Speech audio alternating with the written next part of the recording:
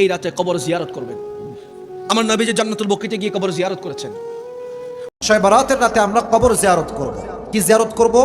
কবর জিয়ারত করব। হাদিসে এসেছে নবীজি এই রাতে কবর জিয়ারত করতেন, তবে তিনি দল বেঁধে যেতেন না, একা যেতেন।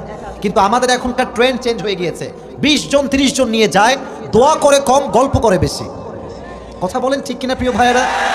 একা একা যাবেন, আব্বার জন্য, মায়ের জন্য, যে চলে গিয়েছে তার জন্য দোয়া করবেন।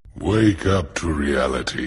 ইমাম তিরমিজি রাহমাতুল্লাহ আলাইহি তিনি তার সুনানে তিরমিজি শরীফের 739 অর্থাৎ 739 নম্বর হাদিসে বর্ণনা করেছেন যে আম্মা জান আয়েশা সিদ্দিকা রাদিয়াল্লাহু তাআলা আনহা বলছেন যে লাইলাতুল নিসফি মিন শাবান অর্থাৎ শাবান মাসের মধ্য রজনীতে অর্থাৎ 15 শাবানে, যেটাকে সমাজে বলে শবে বরাত, সেই রাতে আল্লাহ রাসূল জান্নাতুল বাকি কবরস্থান যেটা বলা হয় অর্থাৎ বাকি কবরস্থানে গিয়ে তিনি দোয়া করেছিলেন। এর থেকে তারা বলছে যে দেখো হাদিসে এসেছে দোয়া করতে হবে 15 শাবান তথা শবে বরাতে। অথচ ইমাম তিরমিজি রাহমাতুল্লাহ আলাইহি এই হাদিসের ব্যাপারে সেই পরক্ষণে নিচেই বলছেন যে তিনি দুর্বলতার কথা উল্লেখ করে বলছেন যে সামিয়তু মুহাম্মাদান অর্থাৎ আমি আমার উস্তাদ ইমাম বুখারী রাহমাতুল্লাহ আলাইহিকে বলতে শুনেছি ইউযাইফু হাদাল হাদিস অর্থাৎ এই হাদিসটি যঈফ।